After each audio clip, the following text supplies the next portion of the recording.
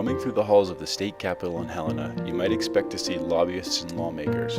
During the 62nd Legislative Assembly, regulars have come to know the familiar face of Bob Faw, a citizen activist keeping an eye on the legislative process this year. We sat down with Bob and asked him a few questions about what brought him here and what he's learned during his stay. I'm Bob Faw, and Judy, my wife, and I came to Helena because we're concerned citizens and we're conservatives, and we believe that the government has gotten too big, and we're doing our best to get the control back to the people. And that's why we came to Helena. I'm from Big Timber, Montana. I was born and raised in Big Timber, that area on a ranch. Is this your first time at the state legislature? It is, yep. Never have we done this before. What made you decide to do this? Probably the biggest reason that my wife and I, and her name's Judy, came to Helena is because we believe that the government has just gotten so big, and we believe if we as citizens don't do something about it, why, it's not for us, because obviously I'm getting up there in my years. It's for our kids and our grandkids. We came at the start of the session in January, and we come up here and rented a house, the wife and I, and we just come up to see how the system works, and we're trying to get people back home to pull their head out of the sand and get involved and know that whatever they do can make a difference, and we believe that they can. What time do you get up in the morning? Well, I generally get up around between 5 and 6 and get the paper and read it, and try to keep up on the bills. I go through all the bills every day, and so that I know what's coming up, and I probably go to in the neighborhood of 4 to 5 bill hearings every day, so that I can kind of keep up with it.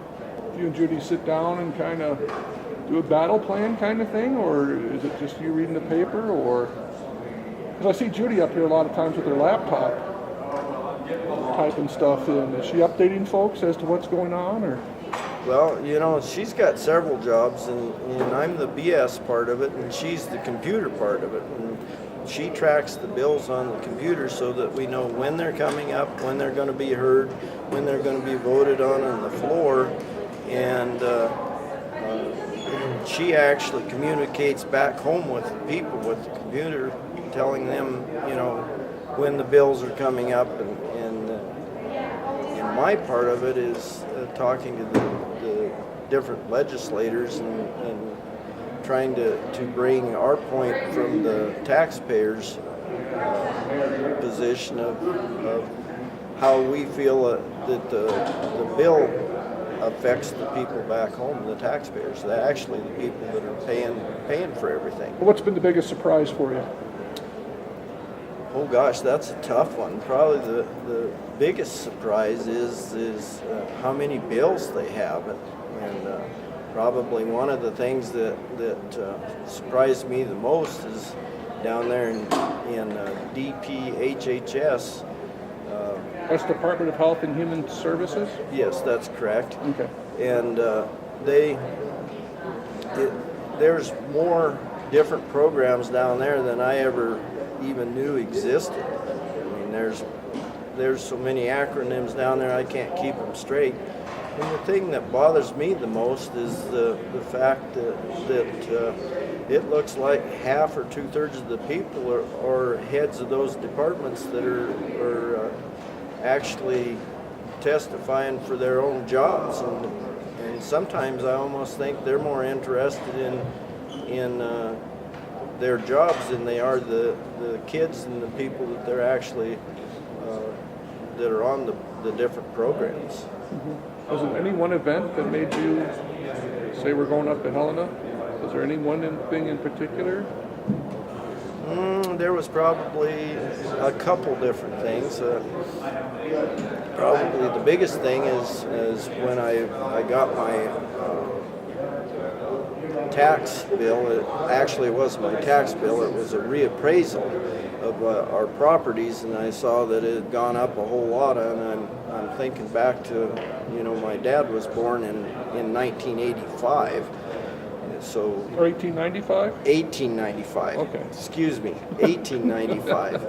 And he lived through some really hard times, and he's seen in the 30s where people would walk away from their property where they couldn't afford to pay their taxes. And I'm getting my new appraisal, and it's gone up a whole bunch, and I'm going, gee, am I looking at that situation?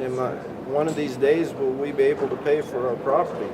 Will they actually take it from us and give it to somebody that really doesn't want to work? And that concerns me. Make any enemies up here? I'll be real honest with you. The Democrats don't like me very well because of the fact that I'm for less government. I think the people can do it better than the government can do it for me, and I want them to get out of my way. And their feeling is that the government's there to take care of the people. And it's just a difference of opinion. So, I respect theirs, and for most part, they respect mine. We talk about surprise. Has that also been the biggest disappointment, or? Well, probably one of the bigger disappointments is that everybody keeps saying on all the different programs, it doesn't matter where I go, they keep saying, well, gee, don't cut my program, cut somebody else's. Please don't cut my program. And what I'm hearing from the people that I, back home, they're saying we can't afford all these programs. Something's going to have to be done, or we're going to be broke. We'll be like the federal government or California, so we've got to do something. Would you do this again? Do you plan on coming up here in 2 years? Well, actually, I would like to get some other citizen that would do that from our area, and I would encourage people from all different areas in Montana to come and see how the system works and be involved. And I realize that with their jobs and everything, everybody can't do that, but if nobody else from our area that would, I would certainly come up and do it again, because I think it does make a difference. Were you surprised there's so many lobbyists, or is that what you were expecting, or do you have any thoughts on it? Well, I was surprised that there's so many lobbyists, really and truly. I had no idea that all these special interest groups paid somebody to come up here, and they are paid to promote different businesses and different programs and such as that, and the people that are actually paying the bill, they're not even up here. They're too busy. They're home, trying to make a living and so they can put food on the table for their families. Mm-hmm. What's been the most exciting thing you've watched? Well, probably the exciting and the most disappointing thing is the marijuana repeal. Mm-hmm.